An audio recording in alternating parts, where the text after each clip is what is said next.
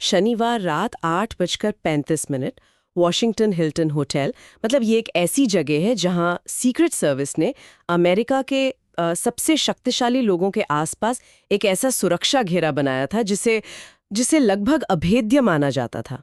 बिल्कुल। और अगर हम इसे एक मल्टी लेयर्ड फिल्ट्रेशन सिस्टम की तरह देखें ना, तो एक ऐसी व्यवस्था है जहां हर गुजरने वाले इंसान को कई अलग अलग स्तरों पर स्कैन किया जाता है। हाँ, एग्जैक्टली। लेकिन फिर भी एक 31 साल का व्यक्ति हथियार के साथ उस परिधि को, उस पेरीमीटर को भेदने में सफल हो जाता है और गोलियां चलती हैं। जो कि अपने आप में एक बहुत बहुत ही हैरान करने वाली बात है। सही कहा।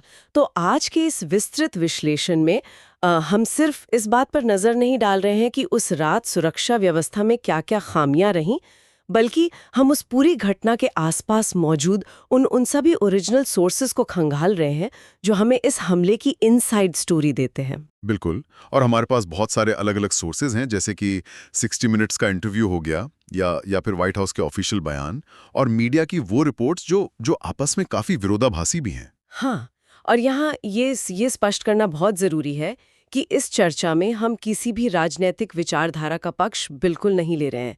हमारा मकसद सिर्फ मूल स्रोतों में जो तथ्य हैं उन्हें निष्पक्ष रूप से सामने रखना है। एकदम सही। क्योंकि जब हम ऐसे हाई प्रोफाइल इवेंट्स की बात करते हैं ना, तो बाहर से सब कुछ बहुत ही सुव्यवस्थित, मतलब एकदम मशीनी लगता है। हाँ। लेकिन जैसे ही कोई खतरा सामने आता है, वो पूरी मशीन अचानक मानवीय व्यवहार और अफरा तफरी में बदल जाती है। बिल्कुल। मतलब आप बस कल्पना कीजिए, एक अभेद्य किला जहां देश की पूरी सत्ता एक ही छत के नीचे सुरक्षित मानी जाती है, वो अचानक एक बहुत बड़े खतरे का केंद्र बन जाए। ये ख्याल ही काफी प्रणवना है। और इसी किले में सेंध कैसे लगी, इसे समझने के लिए हमें सबसे पहले उस रात के सटीक घटनाक्रम को, उस टाइमलाइन को देखना होगा। हाँ, तो जो रिपोर्ट सामने आई हैं, उनके हिसाब से घटना शनिवार रात लोकल टाइम के हिसाब से रात 8:35 पर हुई, जो कि जीएमटी के हिसाब से रात के 12:35 था। राइट।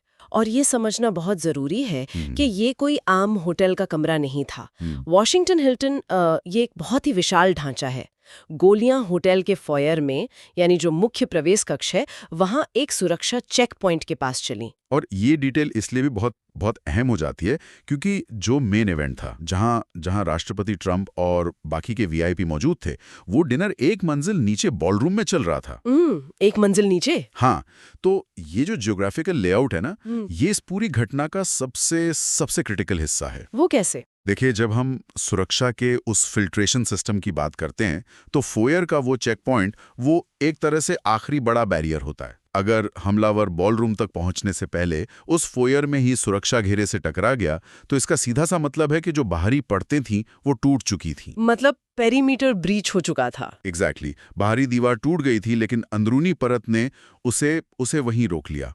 लेकिन वो एक मंजिल नीचे थे, तो क्या वो सीधे खतरे में थे? सीधे लाइन ऑफ फायर में तो नहीं थे, लेकिन खतरा लिटरली उनके सिर के ठीक ऊपर मंडरा रहा था। जो सच में एक बहुत बहुत डरावना सच है। लेकिन यहाँ एक और चीज है जिसने मुझे सोर्सेस पढ़ते हुए सबसे ज्यादा सोचने पर मजबूर किया। वो वायरल वीडियो। हाँ, सोशल मीडिया पर जो वीडियो इतनी तेजी से वायरल हो रहा है, जिसमें हम साफ देख सकते हैं कि सीक्रेट सर्विस के एजेंट्स उपराष्ट्रपति जेडी वैंस को बहुत तेजी से वहां से बाहर निकाल रहे हैं। बिल्कुल, एकदम अफरा तफरी वाला माहौल था। लेकिन हैरानी की बात तो ये है ना कि ये निकासी, मेरा मतलब है कि जेडी वैंस को बाहर निकालना राष्ट्रपति ट्रंप को सुरक्षित बाहर निकाले जाने से कुछ पल पहले होता है। हाँ, ये एक बहुत ही इंटरेस्टिंग पॉइंट है। मतलब कोई भी जो थोड़ा बहुत भी सुरक्षा प्रोटोकॉल्स को समझता है, वो यहाँ अटक जाएगा।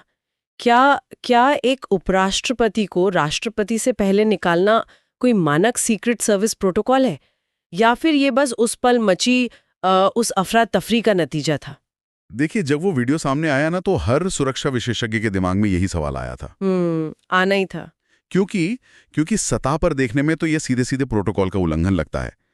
प्राइमरी एसेट, यानी जो देश का राष्ट्रपति है, वो हमेशा हर हाल में पहली प्राथमिकता होता है। बिल्कुल।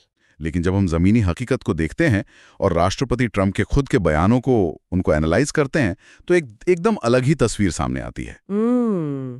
आप रविवार वाले बयान की बात कर रहे हैं? हाँ, 60 मिनट्स को दिए गए उस इंटरव्यू की ट्रंप ने वहां खुद इस बात को स्वीकार किया कि वो सीक्रेट सर्विस एजेंट्स के लिए उन्हें वहां से निकालना आसान नहीं बना रहे थे। ओह, आसान नहीं बना रहे थे। और यहीं पर मुझे लगता है कि यहीं पर ये पूरी घटना सिर्फ एक सिक्योरिटी फेलियर से हटके एक तरह की मनोवैज्ञानिक केस स्टडी बन जाती है। बिल्कुल। क्योंकि मतलब कोई भी सामान्य इंसान जिसके आसपास गोलियां चल रही हो, जिसके सिर पर खतरे की घंटी बज रही हो, वो तो तुरंत भागने की कोशिश करेगा ना। जाहिर सी बात है, सर्वाइवल इंस्टिंक्ट यही कहता है। राइट। तो आसान नहीं बना रहे थे का मतलब तो यही हुआ कि वो शारीरिक रूप से या शायद मौखिक रूप से उस निकासी का विरोध कर रहे थे। एग्जैक्टली और अगर हम एक सीक्रेट सर्विस एजेंट के नजरिए से सोचें, उनका तो पूरा काम ही एक व्यक्ति को पॉइंट ए से पॉइंट बी तक सुरक्षित ले जाना है। हाँ, और जब वो व्यक्ति खुद ही मतलब अपनी जगह पर ही अड़ जाए तो वो पूरा प्रोटोकॉल काम कैसे करेगा? बहुत मुश्किल हो जाता है, क्योंकि सीक्रेट सर्विस की जो सुरक्षा व्यवस्था है वो पूरी तरह से ज्योमेट्री यानी ज्यामिति और मोमेंटम पर आधारित होती है। मोमेंटम मतलब गति। हाँ, देखिए, जब भी कोई खतरा होता है तो एजेंट्स तुरंत वीआईपी के चारों ओर एक प्रोटेक्टिव डायमंड बना लेते हैं। एक इंसानी ढाल की तरह। बिल्कुल। उनका लक्ष्य होता है कि वो एक इंसानी ढाल बने और जितनी जल्दी हो सके उस वीआईपी को सुरक्षित गाड़ी या किसी बंकर तक ले जाएं। समझ गई। लेकिन ये पूरी ज्योमेट्री ये सिर्फ इस एक शर्त पर काम करती है कि जो केंद्र में मौजूद व्यक्ति है, जो वीआईपी है, वो भी उसी गति से आगे बढ़े। और अगर वो रुक जाए तो? अगर वीआईपी अपनी जगह पर रुक जाता है, सवाल पूछने लगता है या जाने से ही इनकार कर देता है, तो वो डायमंड टूट जाता है। ओह, मतलब पूरा फॉर्मेशन ही खराब हो जाता है। एग्जैक्टली। फिर एजेंट्स को या तो अचानक बल का प्रयोग करना पड़ता है या फिर उस वीआईपी के चारों ओर एक स्थिर ढाल बनकर रुकना पड़ता है। और एक रुकी हुई ढाल उन्हें एक बहुत बड़ा और आसान लक्ष्य बना देती है। तो इसका मतलब यह है कि जेडी वेंस की निकासी इसलिए पहले हो गई क्योंकि उनका सुरक्षा घेरा बिना किसी प्रतिरोध के बहुत तेजी से काम कर गया। बिल्कुल सही। जबकि ट्रंप का सुरक्षा घेरा उनके खुद के अड़ जाने की वजह से धीमा पड़ गया। यही सबसे तार्किक निष्कर्ष है जो हम ट्रंप के बयान और उस वीडियो को देखकर निकाल सकते हैं। जब मुख्य वीआईपी का इवैक्यूएशन रूट ब्लॉक हो जाता है या वीआईपी खुद उसे धीमा कर देता है, तो बाकी वीआईपी की सुरक्षा टीमें इंतजार नहीं करती। हाँ, वो अपने एसेट को तुरंत बाहर निकालती हैं। एग्जैक्टली। लेकिन यहाँ एक बहुत ही गहरा सवाल ये उठता है कि कोई भी व्यक्ति, खासकर देश का राष्ट्रपति, ऐसे समय में निकासी में सहयोग क्यों नहीं करेगा? मतलब जब गोलियां चल रही हों तो अड़ जाने के पीछे की मानसिकता क्या होती है? ये बहुत ही दिलचस्प साइकोलॉजिकल सवाल है। क्योंकि 60 मिनट्स के उसी इंटरव्यू में ट्रंप ने एक बात कही जिसने मुझे सच में बहुत सोचने पर मजबूर किया। जब उनसे पूछा गया कि क्या वो डरे हुए थे, तो उन्होंने कहा, मैं चिंतित नहीं था, मैं जीवन को समझता हूँ, हम एक पागल दुनिया में रहते हैं। Crazy world. हाँ, और इसके आगे उन्होंने पत्रकारों से ये तक कह दिया कि राजनीति से अधिक खतरनाक कोई और पेशा नहीं है। व्हाइट हाउस का भी आधिकारिक बयान आया कि ट्रंप निडर खड़े हैं, मतलब स्टैंड्स फियरलेस। देखिए, ये सिर्फ एक राजनेता का बयान नहीं है। अगर हम इसे गहराई से देखें तो ये एक बहुत ही विशिष्ट मनोवैज्ञानिक स्थिति का एक रिफ्लेक्शन है। वो कैसे? अच्छा, जब ट्रंप कहते हैं कि हम एक पागल दुनिया में रहते हैं, तो वे असल में उस स्थिति को सामान्य कर रहे हैं, नॉर्मलाइज कर रहे हैं। इसे मनोविज्ञान की भाषा में खतरे का अभ्यस्त होना यानी हैबिचुएशन टू थ्रेट कहा जाता है। अच्छा, लेकिन ये काम कैसे करता है? मतलब क्या हमारा दिमाग सचमुच गोलियों की आवाज को नजरअंदाज करना सीख जाता है? एक तरह से हाँ। देखिए, हमारे दिमाग में एमिगडाला नाम का एक हिस्सा होता है। हाँ, जो फाइट या फ्लाइट रिस्पॉन्स को कंट्रोल करता है। बिल्कुल। वो खतरे के प्रति लड़ो या भागो प्रतिक्रिया को ट्रिगर करता है। अब एक आम इंसान के लिए अचानक चली गोली की आवाज इस अलार्म सिस्टम को मतलब पूरी ताकत से बजा देती है। जाहिर है कोई भी पैनिक कर जाएगा। लेकिन जो लोग निरंतर बहुत ही उच्च दबाव में रहते हैं, हर वक्त पब्लिक स्क्रूटनी में रहते हैं और संभावित खतरों के बीच रहते हैं, जैसे कि शीर्ष राजनेता, हाँ, जिनके खिलाफ अक्सर धमकियां आती रहती हैं, उनका दिमाग खतरे को एक अलग तरीके से प्रोसेस करने लगता है। तो वो इसे अलार्म की तरह नहीं देखते। नहीं, वो उस खतरे को एक आकस्मिक सदमे के बजाय एक व्यावसायिक जोखिम या ऑक्यूपेशनल हैजर्ड के रूप में देखने लगते हैं। ओह, ये काफी मेक सेंस करता है। तो जब व्हाइट हाउस रविवार को ये बयान जारी करता है कि राष्ट्रपति निडर खड़े हैं, तो ये कोई सिर्फ पीआर स्टेटमेंट नहीं है। ये असल में उस सर्वाइवल मैकेनिज्म का एक पब्लिक डिस्प्ले है। ये सच में एक बहुत ही दिलचस्प नजरिया है। मतलब जब दिमाग इस पागल दुनिया वाले विचार को पूरी तरह स्वीकार कर लेता है तो शरीर पैनिक मोड में जाने के बजाय स्थिति को अपने नियंत्रण में रखने की कोशिश करता है। Exactly. शायद यही वजह थी कि वो सीक्रेट सर्विस को खुद पर नियंत्रण नहीं करने दे रहे थे। वो उस पल में भी अपनी एजेंसी बनाए रखना चाहते थे, अपना कंट्रोल नहीं खोना चाहते थे। एकदम सही बात कही आपने। जब भी कोई वीआईपी ऐसे खतरे के बीच अड़ जाता है तो वो अक्सर अवचेतन रूप से सबकॉन्शियसली ये साबित करने की कोशिश कर रहा होता है कि वो अभी भी स्थिति का प्रभारी है। ना कि कोई असहाय शिकार जिसे बस घसीटकर बाहर निकाला जा रहा है। बिल्कुल। लेकिन देखिए जिस खतरे की हम बात कर रहे हैं वो कोई मनोवैज्ञानिक या अमूर्त धारणा तो थी नहीं। वो तो एक वास्तविक इंसान था, एक 31 साल का व्यक्ति जिसका नाम कोल टॉमस एलन बताया गया है। हाँ, कोल टॉमस एलन। और यहीं पर ये पूरी कहानी एकदम नई दिशा ले लेती है। पुलिस रिपोर्ट्स के हिसाब से इस संदिग्ध को घटना के तुरंत बाद गिरफ्तार कर लिया गया और सोमवार को अदालत में उसकी पेशी होनी है। और अब तो एफबीआई और जो काउंटर टेररिज्म टास्क फोर्स है वो इस मामले की बहुत गहराई से जांच कर रहे हैं।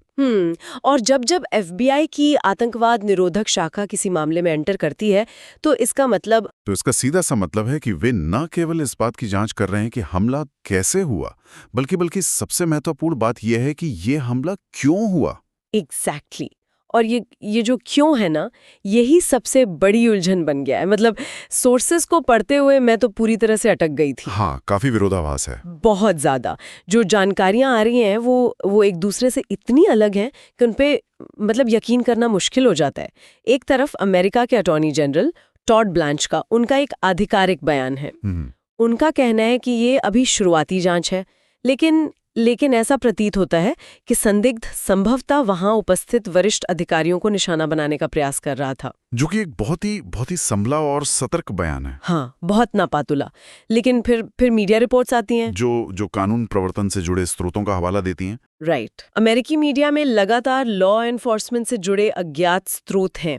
उनके हवाले से ये कहा जा रहा है कि संदिग्ध एलन का जो सोशल मीडिया इतिहास है वो खंगाला गया है और वो एंटी ट्रम्प पोस्ट से भरा हुआ है। हाँ, ये रिपोर्ट काफी जगह आई थी। तो इससे एक नैरेटिव ये बनता है कि ये एक राजनीतिक रूप से प्रेरित हमला था जो सीधे तौर पर राष्ट्रपति के खिलाफ था। बिल्कुल। लेकिन फिर इस नैरेटिव को खुद राष्ट्रपति ट्रम्प के एक बयान से एक बहुत बड़ा झटका लगता है। फॉक्स न्यूज वाला बयान। हाँ, रविवार को फॉक्स न्यूज पर बोलते हुए ट्रम्प ने दावा किया कि इस व्यक्ति के दिल में बहुत नफरत थी और सबसे चौंकाने वाली बात, उन्होंने कहा कि उसके पास एक घोषणा पत्र था, एक मैनिफेस्टो था और वो कट्टर ईसाई विरोधी था, मतलब स्ट्रांगली एंटी क्रिश्चियन। अब आप खुद बताइए, एक जांचकर्ता या एक एनालिस्ट के तौर पर कोई डे 1 पर इस पहेली को कैसे सुलझाता है?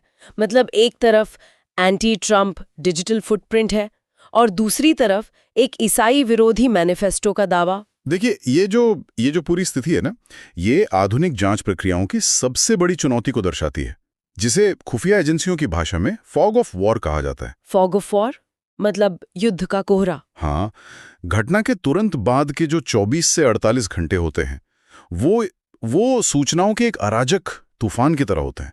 हर तरफ से अलग अलग जानकारी आ रही होती है। लेकिन इतना बड़ा विरोधाभास पैदा कैसे होता है? मैं समझाता हूँ।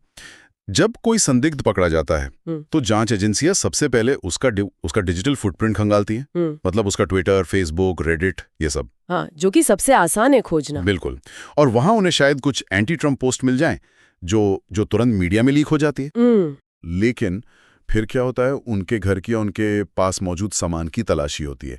जहां उन्हें शायद कोई लिखित डायरी या कोई दस्तावेज मिले जिसे मैनिफेस्टो कहा जा रहा है और उसमें शायद धार्मिक नफरत यानी ईसाई विरोधी विचार लिखे हों। ओह, तो इसका मतलब ये है कि एक इंसान के जो डिजिटल व्यक्तित्व है और उसके जो वास्तविक कागजी विचार है उनके बीच एक बहुत बहुत बड़ी खाई हो सकती है। एग्जैक्टली और यही बात अटॉर्नी जनरल टॉड ब्लैंच के बयान को इतना ज्यादा महत्वपूर्ण बनाती है। जब उन्होंने कहा कि ये शुरुआती निष्कर्ष है। हाँ, जब वे इसे शुरुआती कहते हैं तो वो असल में दुनिया को ये बता रहे हैं कि देखो, हमारे पास डेटा के कई अलग अलग और विरोधाभासी टुकड़े हैं। अभी पूरी तस्वीर नहीं बनी है। सही कहा। अक्सर ऐसे हमलावरों का जो असली मकसद होता है ना, वो किसी एक साफ सुथरे सांचे में फिट नहीं बैठता। हाँ, दुनिया इतनी ब्लैक एंड व्हाइट तो होती नहीं है। बिल्कुल, वे अक्सर राजनीतिक ध्रुवीकरण, धार्मिक उग्रवाद और अपनी खुद की व्यक्तिगत मानसिक कुंठाओं के एक बहुत ही जटिल और असंगत कॉकटेल से प्रेरित होते हैं। ये बहुत ही वैलिड पॉइंट है और यहाँ श्रोताओं के लिए स्पष्ट करना बहुत ज़रूरी है कि आज के हमारे इस विश्लेषण का मकसद इन अलग अलग दावों के बीच किसी एक को सच या झूठ साबित करना बिल्कुल नहीं है। नहीं, बिल्कुल नहीं। हम यहाँ कोई फैसला सुनाने नहीं बैठे हैं। हाँ। हमारा उद्देश्य सिर्फ यह दिखाना है कि मूल स्रोतों में किस तरह के अलग अलग नैरेटिव चल रहे हैं। हाँ। चाहे वो मीडिया द्वारा लीक की गई राजनीतिक मंशा हो या फिर फॉक्स न्यूज़ पर ट्रम्प द्वारा बताया गया वो धार्मिक मकसद।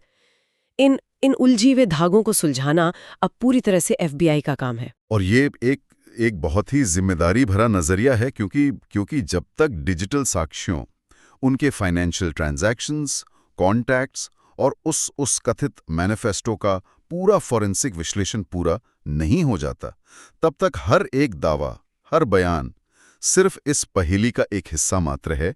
वो पूरी तस्वीर नहीं है। सही बात है। लेकिन देखिए, इस पूरी पहेली के बीच एक ऐसी तस्वीर है जो पूरी तरह से साफ है और सच कहूं तो वो तस्वीर शायद इस पूरी घटना का सबसे डरावना पहलू है। आप उस रात के डिनर की बात कर रही हैं? हाँ, मतलब हम लगातार राष्ट्रपति ट्रंप और उस संदिग्ध हमलावर पर बात कर रहे हैं, लेकिन जरा उस रात बॉलरूम के उस दृश्य को याद कीजिए। वो कोई आम चुनावी रैली नहीं थी। बिल्कुल नहीं। व्हाइट हाउस कॉरेस्पॉन्डेंस डिनर का मतलब है कि अमेरिका की पूरी सत्ता, उसका पूरा नेतृत्व एक ही छत के नीचे मौजूद था। और ये एक ऐसा परिदृश्य है जो किसी भी सुरक्षा योजनाकार, किसी भी सिक्योरिटी एक्सपर्ट की रातों की नींद उड़ा सकता है। जाहिर है। अगर हम सोर्सेस की माने तो उस डिनर में सिर्फ राष्ट्रपति ट्रंप नहीं थे। प्रथम महिला मेलानिया ट्रंप वहां मौजूद थी। हाँ। स्वास्थ्य सचिव Robert F. Kennedy junior, press सचिव कैरोलिन लेविट और जो शीर्ष सहयोगी हैं स्टीफन मिलर, ऐसे प्रशासन के सबसे महत्वपूर्ण चेहरे उसी एक कमरे में बैठे थे। मतलब अगर हम इसे सामरिक या रणनीतिक दृष्टिकोण से देखें तो ये सिर्फ एक हत्या का प्रयास नहीं था। नहीं, ये उससे कहीं बड़ा था। अगर वो हमलावर उस फोयर के चेकपॉइंट को पार करके नीचे बॉलरूम तक पहुंच जाता तो वो अमेरिकी नेतृत्व के एक बहुत बड़े हिस्से को एक साथ निशाना बना सकता था। एग्जैक्टली। ये एक सामूहिक खतरे की स्थिति थी। एक ही कमरे में इतने सारे हाई प्रोफाइल लक्ष्यों का होना सुरक्षा के उस मल्टीलेट सिस्टम पर एक अकल्पनीय दबाव डालता है। और सामूहिक खतरे की जो भयावता है, उसे व्हाइट हाउस कॉरेस्पॉन्डेंस एसोसिएशन की अध्यक्ष वेजिया जियांग के बयान से बेहतर कोई नहीं समझा सकता। वो तो चंटी बस ही बैठी थी ना। हाँ, मैं उस रात डिनर में राष्ट्रपति ट्रंप के ठीक बगल में बैठी थी। रविवार को उन्होंने इस पूरी घटना को दिल दहला देने वाला कहा, मतलब हैरोइंग। हाँ, मैंने वो पढ़ा था। और सबसे ध्यान देने वाली बात ये थी कि उन्होंने सीक्रेट सर्विस को सिर्फ राष्ट्रपति की नहीं, बल्कि हजारों मेहमानों की रक्षा करने के लिए धन्यवाद दिया। हजारों मेहमान। जब आप इस संख्या को सुनते हैं तब आपको असल में समझ में आता है कि उस रात दांव पर क्या लगा था। बिल्कुल। सीक्रेट सर्विस को सिर्फ एक प्रोटेक्टिव डायमंड नहीं बनाना था, उन्हें उस पूरे विशाल बॉलरूम को कुछ ही सेकंड्स में एक पैनिक रूम में बदलना था, जो कि ऑलमोस्ट इम्पॉसिबल टास्क है। हाँ, और ये घटना दिखाती है कि जब सुरक्षा का वो बाहरी आवरण, वो चेक पॉइंट टूटता है तो अंदर मौजूद हर एक व्यक्ति अचानक कितना सुरक्षित हो जाता है। और यही वो अज्ञात तत्व है, वो अननोन वेरिएबल है, जिसके लिए कोई भी सुरक्षा एजेंसी, मतलब कोई भी 100% तैयार नहीं हो सकती। सही कह रहे हैं आप। कितनी भी योजनाएं बना लें, कितने भी परिदृश्यों का अभ्यास कर लें, ड्रिल्स कर लें, लेकिन जब एक हथियारबंद व्यक्ति उस बाहरी बैरियर तक पहुंच ही जाता है तो उस क्षण में सब कुछ उन चंद एजेंट्स की त्वरित प्रतिक्रिया और उस भीड़ के भाग्य पर निर्भर हो जाता है। तो अगर हम आज के इस पूरे विश्लेषण को समेटें तो हम क्या देखते हैं? हमने वॉशिंगटन हिल्टन के उस फोयर से शुरुआत की, जहां एक अभेद्य माने जाने वाले सुरक्षा तंत्र का एक हिस्सा विफल हुआ। हाँ। हमने सीक्रेट सर्विस के उस प्रोटोकॉल और ज्योमेट्री को समझा, जो एक वीआईपी के मतलब खुद के प्रतिरोध के कारण कैसे बदल जाती है। बिल्कुल, वो डायमंड फॉर्मेशन वाली बात। राइट। फिर हमने उस मनोविज्ञान की गहराई में जाने की कोशिश की, जो एक नेता को गोलियों की आवाज के बीच ये कहने की शक्ति देता है कि हम एक पागल दुनिया में रह रहे हैं और वो चिंतित नहीं है। Habituation to threat. एग्जैक्टली। और सबसे बढ़कर हमने उस जांच की जटिलता को देखा, जहां डिजिटल फुटप्रिंट और जो भौतिक दस्तावेज हैं वो एक दूसरे से टकराते हुए नजर आ रहे हैं। देखिए, ये घटना ना, ये सिर्फ एक रात की कहानी नहीं है। ये हमारे आधुनिक व्यवस्था की एक बहुत ही नाजुक स्थिति को उजागर करती है। कैसे? ये दिखाती है कि कैसे सूचनाओं के इस युग में सत्य को स्थापित करना कितना मुश्किल हो गया है, और कैसे सबसे सुरक्षित माने जाने वाले स्थानों पर भी खतरे की एक दरार हमेशा मौजूद रहती है। और यही दरार हमें एक बहुत ही गंभीर सवाल के साथ छोड़ जाती है।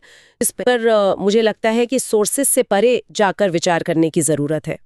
आज हमने देखा कि कैसे वॉशिंगटन के सबसे प्रतिष्ठित, ऐतिहासिक और सबसे सुरक्षित माने जाने वाले आयोजनों में से एक पर इस तरह का सीधा खतरा मंडरा सकता है। एक ऐसा आयोजन जहां राजनीति और मीडिया का पूरा इकोसिस्टम एक साथ भोजन करता है। बिल्कुल। तो सवाल ये उठता है कि क्या भविष्य में व्हाइट हाउस कॉरेस्पॉन्डेंस डिनर जैसी परंपराएं अपने अपने वर्तमान खुले और भव्य स्वरूप में जीवित रह पाएंगे? ये सोचने वाली बात है। मतलब जब एक पागल दुनिया का खतरा इतना वास्तविक और इतना करीब हो, तो क्या लोकतांत्रिक समाजों में इस तरह के विशाल सामूहिक जमावड़े हमेशा के लिए बदल जाएंगे? क्या हम उस दौर की ओर बढ़ रहे हैं जहां हमारे नेताओं को जनता से मिलने या ऐसे आयोजनों में भाग लेने के लिए और भी ऊंचे और भी मोटे कांच के पीछे छुपने पर मजबूर होना पड़ेगा? हाँ, ये एक बहुत ही वैलिड और परेशान करने वाला सवाल है। बिल्कुल। ये एक ऐसा विचार है जो इस घटना के शांत होने के बाद भी लंबे समय तक गूंजता रहेगा। आज की हमारे इस डीप डाइव में बस इतना ही।